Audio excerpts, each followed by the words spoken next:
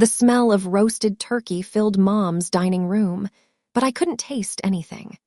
My sister Rachel stood at the head of the table, champagne glass raised, announcing the sale of my mountain cabin like she'd won the lottery.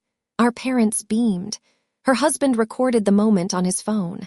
My nephew asked if Aunt Rachel would buy him the new gaming console now. "The buyers are from California," Rachel continued, scrolling through her phone. "Tech money. They didn't even negotiate. Full asking price, $890,000 all cash deal." She showed everyone the contract on her screen. Signed. Executed. I set down my fork carefully. The ceramic made a soft click against Mom's good china. "That's my cabin." Rachel's smile didn't falter. "Dad's cabin, and he left it to both of us. He left it to me in the trust. The trust that doesn't exist anymore." Rachel's voice had that patient, explaining to a child quality I'd learned to hate over 37 years. "Mom had it dissolved after Dad died. She told you this." I looked at Mom. She was cutting her turkey into precise small pieces, not meeting my eyes. The gambler's fallacy.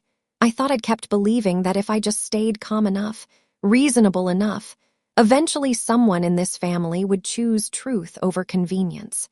The odds never improve. The slot machine doesn't care how long you've been playing. "The trust is irrevocable," I said quietly. Rachel laughed. The sound was bright, dismissive, designed for the audience around the table. "Sweetie, you're confused again. This is like that time you thought you owned the lake house. Remember?" Dad cleared that up. 15 people watched me. Aunts, uncles, cousins who drove 3 hours for Thanksgiving. All of them seeing difficult Emma. Dramatic Emma. Emma who makes things awkward. I'd spent 2 years planning what I'd do when this moment came. The answer turned out to be, sit very still and let the systems I'd put in place do their work. "Closing is Friday," Rachel continued, turning back to the table. "I already have the kitchen remodel scheduled.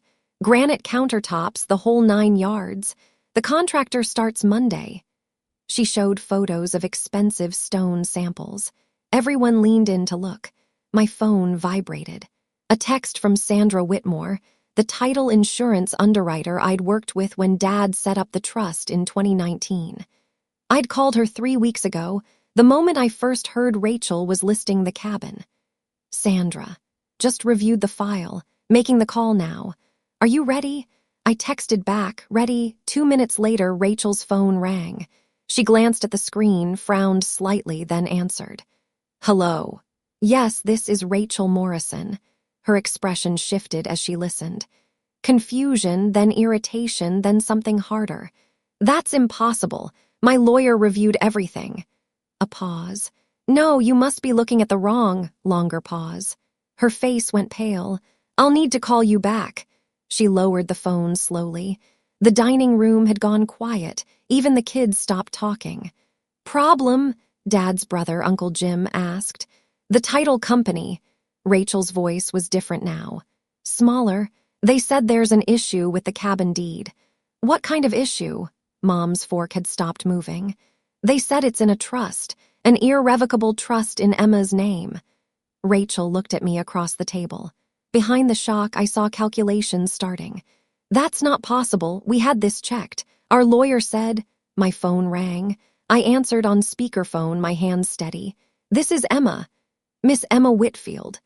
Sandra's voice was professional, clear, designed to carry across a room. "This is Sandra Whitmore, senior underwriter at Mountain West Title Insurance. I'm calling regarding the property at 4721 Clearwater Ridge Road." "Yes, Sandra. I'm at Thanksgiving dinner with my family. You're on speaker." "Perfect." A brief pause, the kind of pause that meant Sandra knew exactly what she was about to do. "I want to inform you that we've halted a fraudulent property transaction involving your mountain cabin. Your sister Rachel Morrison attempted to sell property held in your irrevocable trust, established by your late father in 2019. The sale cannot proceed. We've notified the buyers, the real estate broker, and we will be filing a formal fraud report with the county." The silence in the dining room was total. I could hear the kitchen clock ticking. Someone's child dropped a fork. "Thank you, Sandra," I said. "Can you explain for my family what an irrevocable trust means?" "Certainly." Sandra's voice was crisp, factual, the voice of someone who had testified before and would testify again without blinking. An irrevocable trust cannot be modified or terminated without the beneficiary's permission. Your father, Robert Whitfield, established the trust on March 15th, 2019, placing the mountain cabin at Clearwater Ridge in trust for you specifically. I have the recorded documents here, notarized, filed with the county. The trust is valid and enforceable. Your sister had no legal authority to sell this property. Rachel stood abruptly. Her chair scraped against hardwood. "This is insane. Dad wouldn't have." "I have your father's signature on my screen," Sandra interrupted. "Witnessed by myself and attorney Michael Chin. The document explicitly states, and I'm quoting directly, this property is for Emma alone. She understands what I built here. Does anyone need me to email the trust documents?" "Yes," I said. "Send them to everyone at this table." 30 seconds later, phones around the table started buzzing. I watched faces change as people opened the PDF. The trust document was 12 pages, explicit and unambiguous. Uncle Jim looked up from his phone. "Jesus, Rachel, did you know about this? I thought it was dissolved." Rachel's voice had gone sharp, defensive. "Mom said—" "I never said that," Mom interrupted quietly. She was staring at her plate. "You assumed. I didn't correct you." The room fractured. Multiple conversations erupted at once. Rachel's husband demanding to know about the kitchen deposit. Uncle Jim asking how this happened. My aunt asking whether Rachel's lawyer had actually reviewed the title. I stood up and walked outside. The deck was cold. November air in Colorado carries a bite that goes straight through sweaters. I sat on the steps Dad built 15 years ago and let myself feel it all for the first time.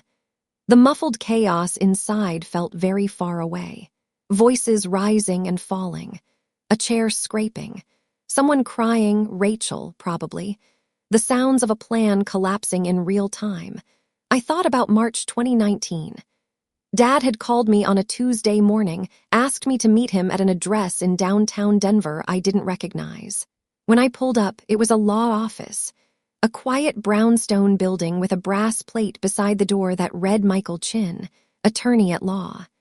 Inside, the place smelled like old books and furniture polish. Attorney Chin sat across from us at a wide oak table. Sandra Whitmore, the title insurance underwriter Dad had specifically requested, sat beside him. Dad had insisted on having her there to create a formal title record at the moment the trust was executed, so that any future attempt to sell or transfer the property would hit a wall at the very first step. Dad looked thin already. 3 weeks past his stage 4 pancreatic cancer diagnosis. He'd lost 12 pounds and was trying to joke about it. 6 months to live, they'd said. He made it 8. "I'm putting the cabin in trust for you," he told me, folding his hands on the table in a way that meant the decision was already made, and this was not a discussion. "Your mother will need the house in town. Rachel's getting my life insurance. But the cabin, that's you." "Why?" I asked. I wasn't challenging him. I genuinely wanted to understand. He took a long time answering. When he spoke, his voice was rough, not from emotion exactly, but from something heavier than emotion. "Certainty, because you're the one who showed up." He said it simply, like it was arithmetic. "Every chemo appointment, every bad day. Your sister sent cards, nice cards, sure. Your mother cried but wouldn't come to treatments. Said it was too hard watching me decline. You were there, always. You didn't post about it on Facebook for sympathy. You didn't tell everyone at church how difficult it was for you. You just showed up every single time, and then you went home and you didn't ask for anything." He'd signed the papers that afternoon, made it irrevocable, told me not to mention it to the family yet. He'd handle that conversation himself. The cancer moved faster than any of us expected. He died before he had the talk. I found his letter tucked inside the trust documents after the funeral, folded once, my name written on the front in his careful handwriting. They'll tell you I forgot. They'll say I meant to change this. Don't believe them. I knew exactly what I was doing. The cabin is yours. You earned it. Sitting on those cold steps with the mountains dark against the darker sky, I thought about all the ways a family can rewrite history. How a story, told often enough and confidently enough, starts to feel like the truth, even to the people who know better.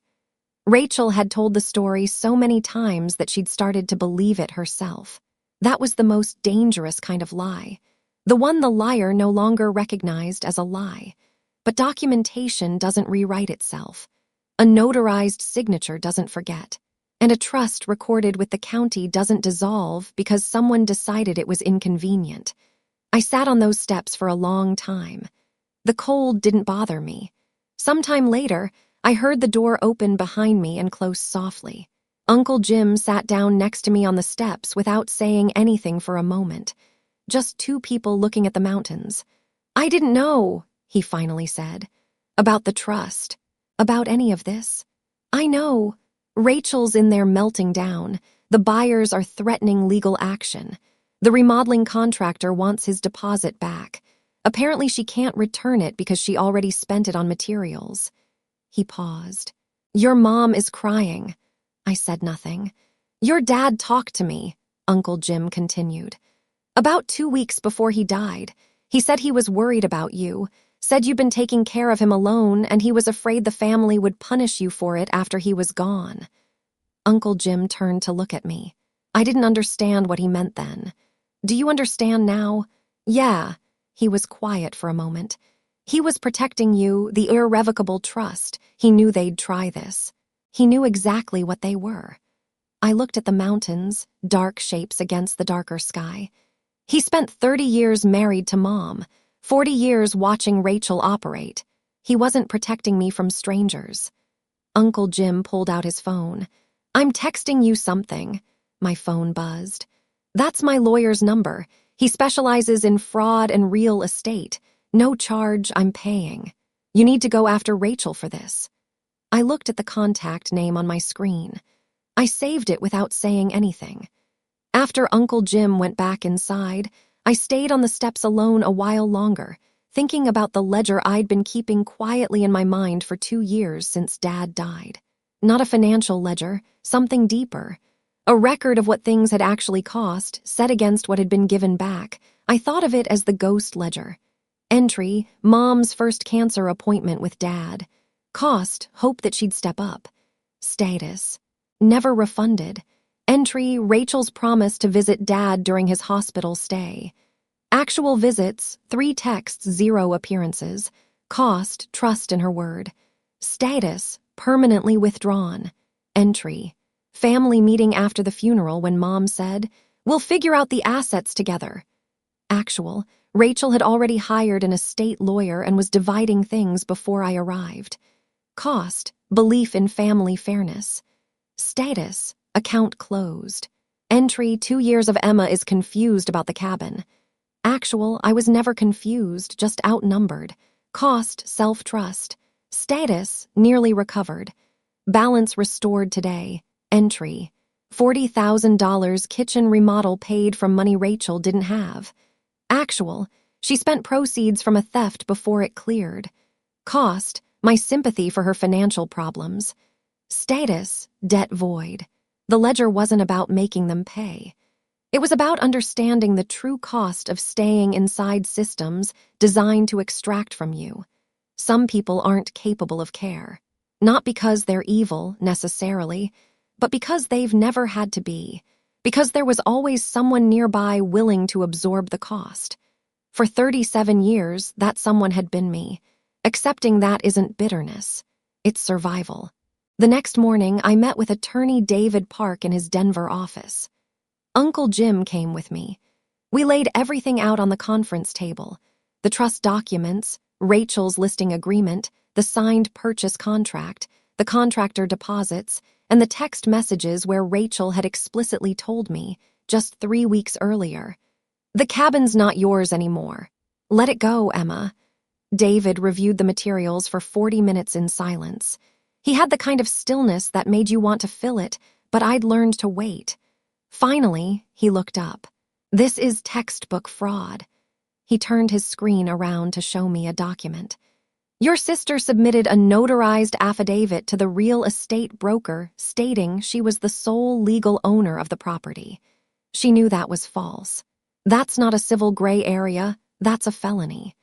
He said it the way a doctor might say a diagnosis, clearly, without softening it, giving you exactly what you needed to hear. Uncle Jim exhaled beside me.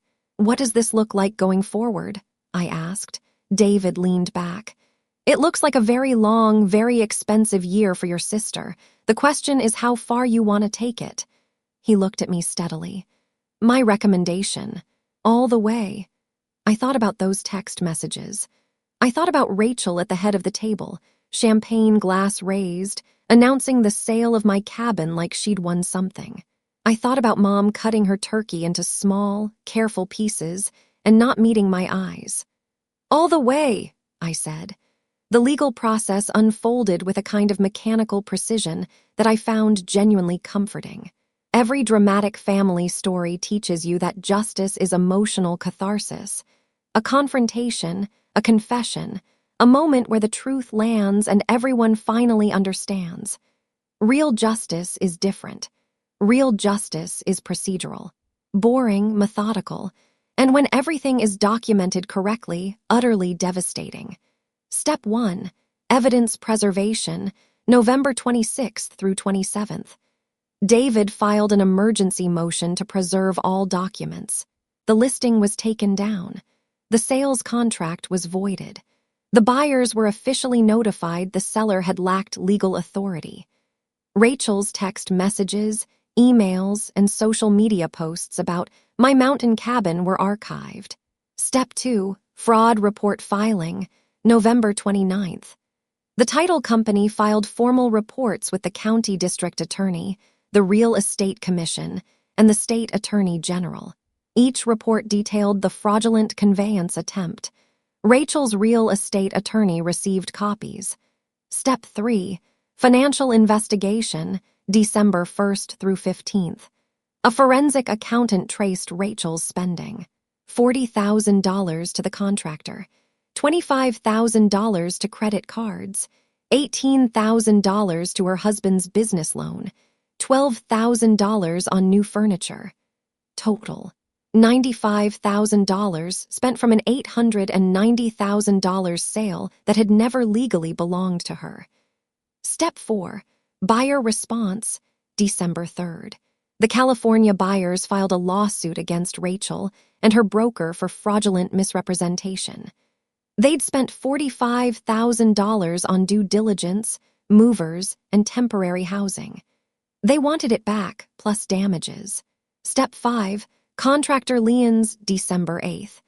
The kitchen remodeling contractor filed a mechanic's lien on Rachel's primary residence for $40,000. The materials were non-refundable.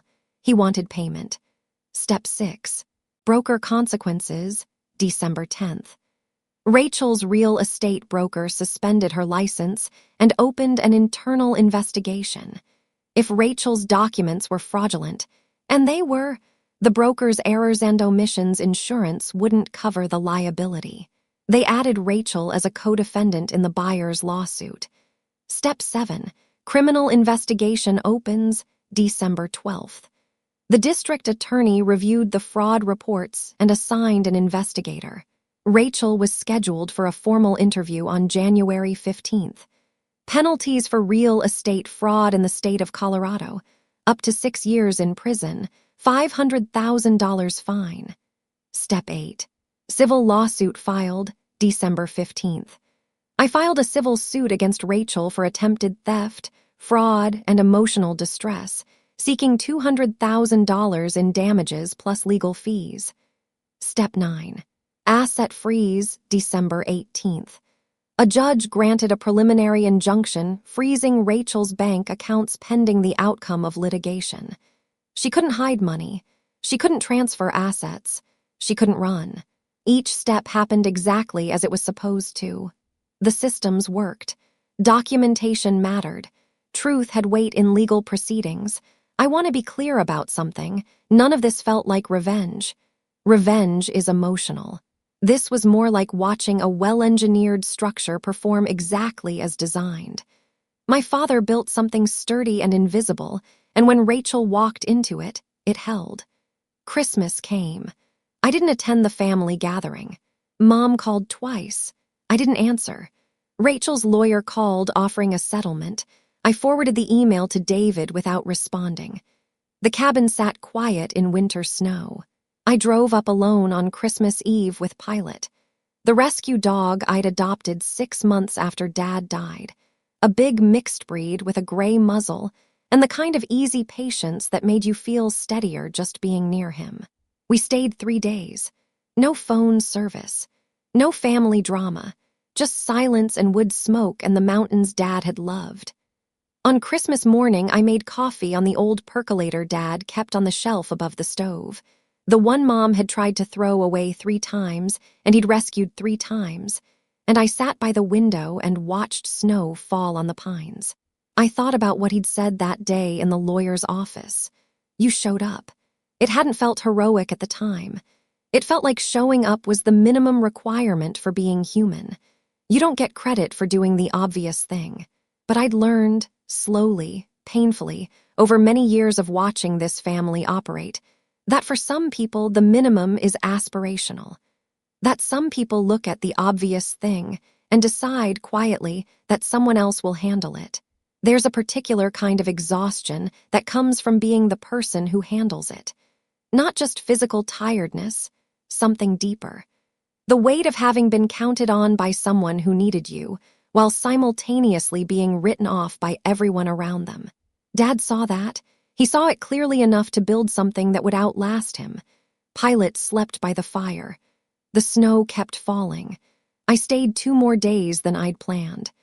6 months later, the legal outcomes arrived in waves, not all at once, but steady, one after the other, like the tide coming in. March. Rachel pled no contest to fraud charges. She received 2 years of probation, 200 hours of community service, and $85,000 in restitution owed to the buyers and the contractor. A criminal record. Permanent. I want to sit with that for a moment, not to celebrate it, but to note what it meant. Rachel was 42 years old. She had spent her entire adult life presenting herself as the capable one, the successful one, the one who had it together. She sold real estate professionally. She sat on the HOA board.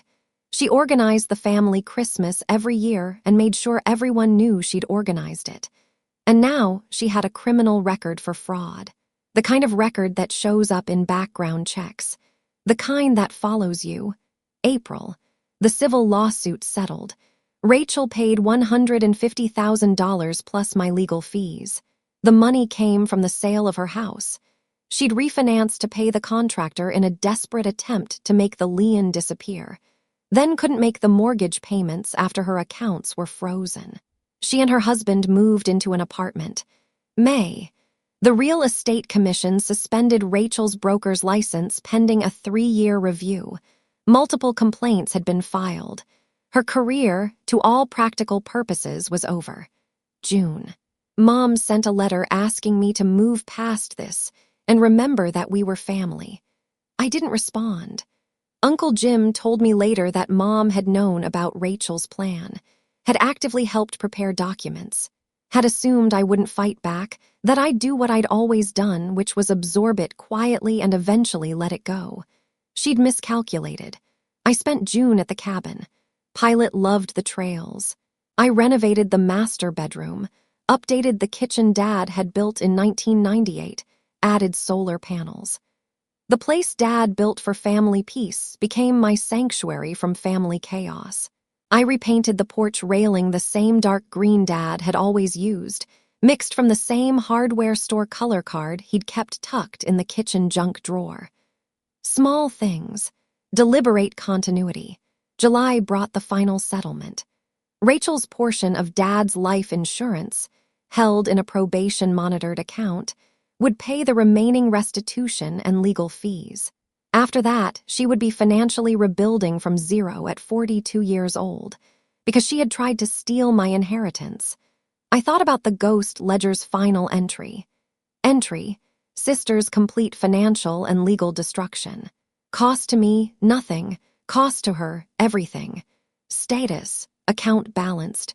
Closed permanently. It's January now. 14 months since that Thanksgiving dinner.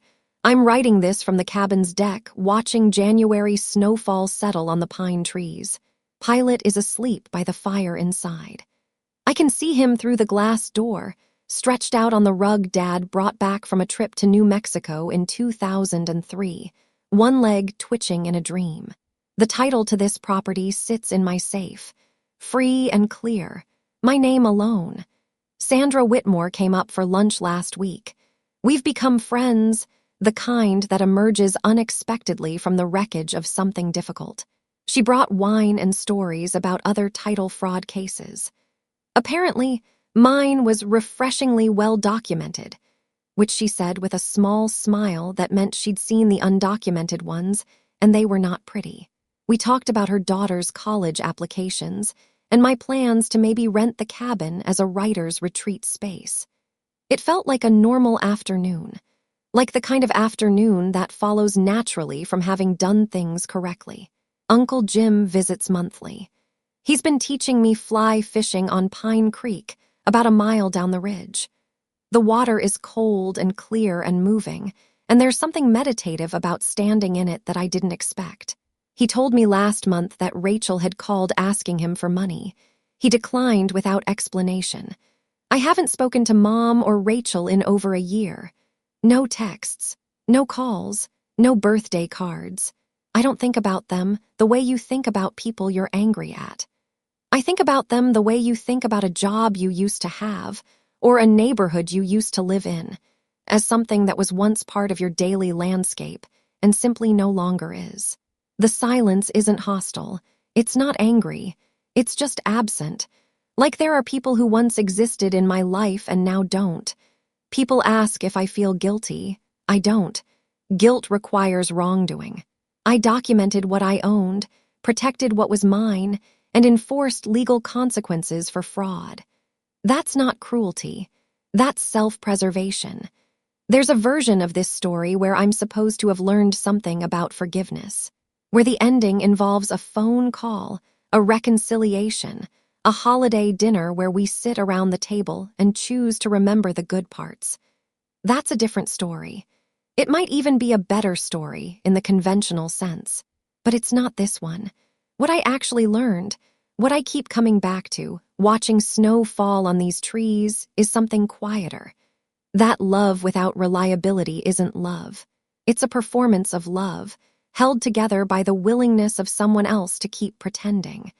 And the day you stop pretending is not the day the relationship ends. The relationship ended long before. You're just finally acknowledging the math. Dad's letter is framed in the cabin living room.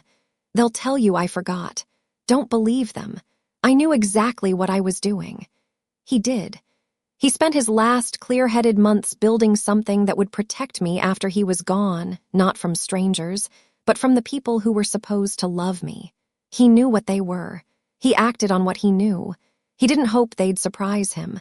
That's the thing about the people who actually love you. They don't leave your safety to chance. The cabin stands on Clearwater Ridge exactly as Dad built it, sturdy, quiet, protected. Not because families are supposed to protect each other, but because one person cared enough to build systems stronger than blood. Rachel wanted to tear something down. Instead, she proved how solid it was. There is no place for her in my world anymore. There is no anger in that sentence. There is no grief, at least not the fresh kind. Just the calm that comes after you've finally accepted the weight you've been carrying and set it down. My future begins from the fortress my father built to protect me. The cabin is mine. The silence is mine. The peace is mine. Finally.